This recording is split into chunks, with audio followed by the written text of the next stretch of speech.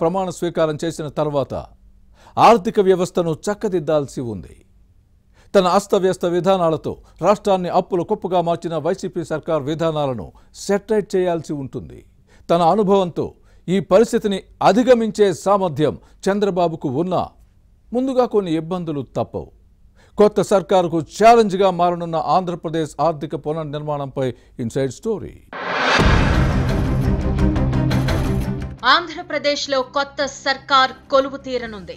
ముఖ్యమంత్రిగా ప్రమాణ స్వీకారం చేయనున్న చంద్రబాబు సర్కారు ముందున్న ఆర్థిక సంక్షోభం పెద్ద సవాల్. దీన్ని అధిగమించటం వచ్చే ప్రభుత్వానికి ముందుగా కొంత ఇబ్బందే. జగన్ జమానాలో గాడి తప్పిన పాలన కుదుటపడడానికి కొంత సమయం పట్టే అవకాశం ఉంది. అప్పులు తేనిదే పూట గడవని పరిస్థితికి తీసుకొచ్చిన వైసీపీ సర్కార్ విధానాలను పునః సమీక్షించాల్సి ఉంటుంది. ప్రజలపై భారం మోపకుండా ఆదాయం పెంచుకునే మార్గాలను అన్వేషించాల్సి ఉంది. గత ప్రభుత్వం ప్రజలపై పన్నుల భారం మోపింది, కానీ ఆర్థిక వనరులను పెంచలేకపోయింది. రాష్ట్రంలో కొలువు తీరే కూటమి ప్రభుత్వం ఈ దిశగా ఆలోచన చేయాల్సి ఉంటుంది. దాదాపు 13 లక్షల కోట్లకు పైగా చేరిన అప్పులపై ప్రతి నెల వడ్డీయే కొన్ని వేల కోట్ల రూపాయలను చెల్లించాల్సి ఉంటుంది. 2024-25 ఆర్థిక సంవత్సరంలోనే 25,000 కోట్ల రుణం తీసుకుంది.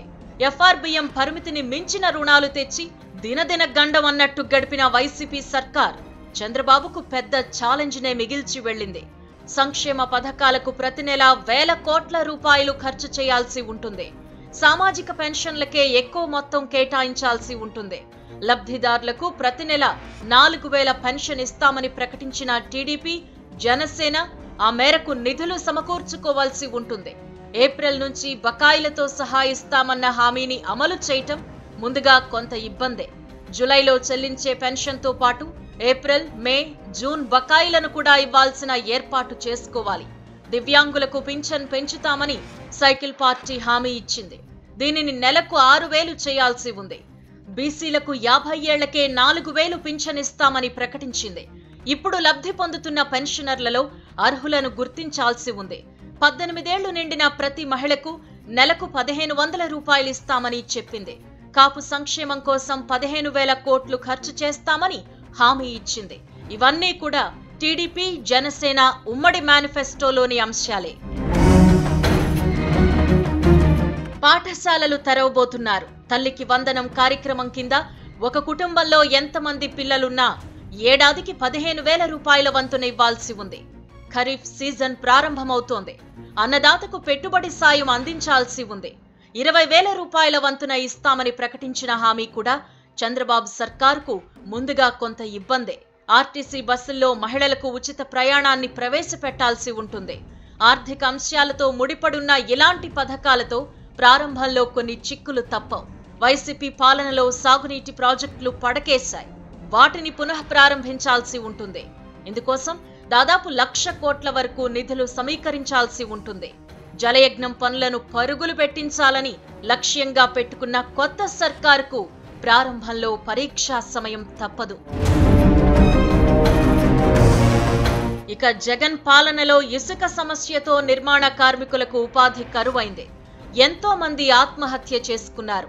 శాండ్ పాలసీని పునః సమీక్షించి ఈ రంగంలో గణనీయమైన వృద్ధిని సాధించే దిశగా అడుగులు వేయాల్సి ఉంటుంది. వైసీపీ నేతలు ఇసుక దోచుకుని కోట్లు గడించారు. ప్రజలకు దీన్ని అందుబాటులో లేకుండా చేశారు. దీంతో నిర్మాణ రంగం కుదేలైంది. ఇప్పుడు దీన్ని గాడిలో పెట్టాల్సి ఉంటుంది. శాండ్ అందుబాటులోకి వస్తే నిర్మాణ రంగం పుంజుకుని కార్మికులకు ఉపాధి లభించడంతో పాటు ప్రభుత్వ ఆదాయం పెరుగుతుంది. ఇసుక ఉచితంగా ఇస్తామన్న హామీ అమలు దిశగా ప్రభుత్వం ఈ చర్యలు తీసుకోవాల్సి ఉంటుంది. గతంలో అధికారంలో ఉన్న టీడీపీ ప్రభుత్వం ఈ విధానాన్ని అమలు చేసి కొంతవరకు సక్సెస్ అయినా విమర్శలు, ఆరోపణలు తప్పలేదు. ఈసారి పగడ్బందీ విధానాన్ని రూపొందించాల్సి ఉంటుంది. ఇక వైసీపీ పాలనలో ప్రభుత్వ ఉద్యోగులు, పెన్షనర్లు ఎన్నో ఇబ్బందులు పడ్డారు. సకాలంలో జీతాలు, పెన్షన్లు ఇవ్వలేదు. డిఏ బకాయిలు పెండింగ్లో ఉన్నాయి. గత సర్కార్ వీరితో చేసుకున్న ఒప్పందాలను అమలు చేయలేదు. వాటిని కార్యరూపంలోకి తీసుకొచ్చే బాధ్యత కొత్త సర్కార్పై ఉంది. వేల కోట్ల రూపాయల బకాయిలు చెల్లించాల్సి ఉంది. అలాగే వేతన సవరణ సంఘం పీఆర్సీ ఇచ్చే నివేదికను అమలు చేయాల్సి ఉంది. ఉద్యోగుల సిపిఎస్ సమీక్షించి సరైన పరిష్కార మార్గం చూపిస్తామని హామీ ఇచ్చారు. ఇక వాలంటీర్ల గౌరవ వేతనం పెంపు వచ్చే ప్రభుత్వానికి పెద్ద సవాలే. నెలకు 10,000 ఇస్తామని ప్రకటించింది. ఏడాదికి 3 గ్యాస్ సిలిండర్లు ఉచితంగా ఇస్తామన్న హామీని అమలు చేయాల్సి ఉంది. గతంలో అమలు చేసిన అంబేద్కర్ విదేశీ విద్య పథకాన్ని పునరుద్ధరించాలని ప్రజలు కోరుతున్నారు. పెళ్లి కానుక కింద ₹1,00,000 అందిస్తామన్న హామీని అమల్లోకి తీసుకురావాల్సి ఉంటుంది. సంక్రాంతి కానుక, రంజాన్ తోఫా, క్రిస్మస్ గిఫ్ట్ వంటి పథకాలను పునరుద్ధరించాల్సి ఉంది. ఇక మెగా డిఎస్సిపై మొదటి సంతకం చేస్తాను అని చంద్రబాబు ప్రకటించారు. ఓ యువతి ఇచ్చిన పెన్తోనే ఉపాధ్యాయ పోస్టుల భర్తీ ఫైలుపై సంతకం చేస్తాను అని చెప్పిన విషయాన్ని నిరుద్యోగులు గుర్తు చేస్తున్నారు.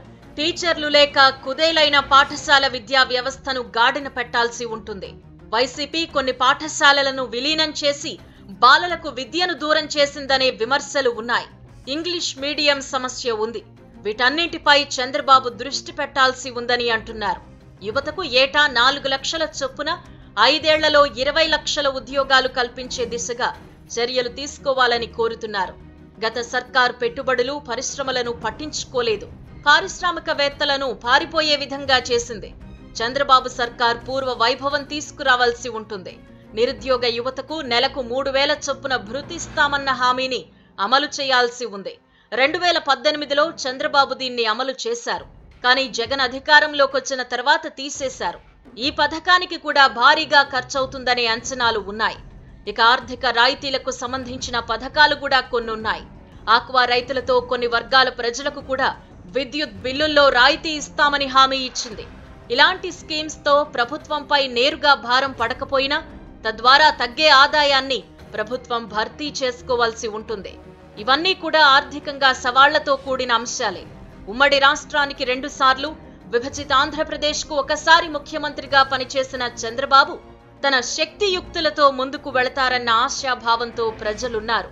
ఆర్థిక వనరులను లెక్కలు వేసుకున్న తరువాతే టీడీపీ, జనసేన ఉమ్మడి ఎన్నికల ప్రణాళికలను ప్రకటించాయని చెబుతున్నారు. ఇటు చంద్రబాబు, అటు పవన్ కలిసి బాధ్యత తీసుకుంటారని భావిస్తున్నారు. ఆర్థిక సవాళ్లను ఈ ఇద్దరు నేతలు ఎలా అధిగమిస్తారో చూడాలి మరి.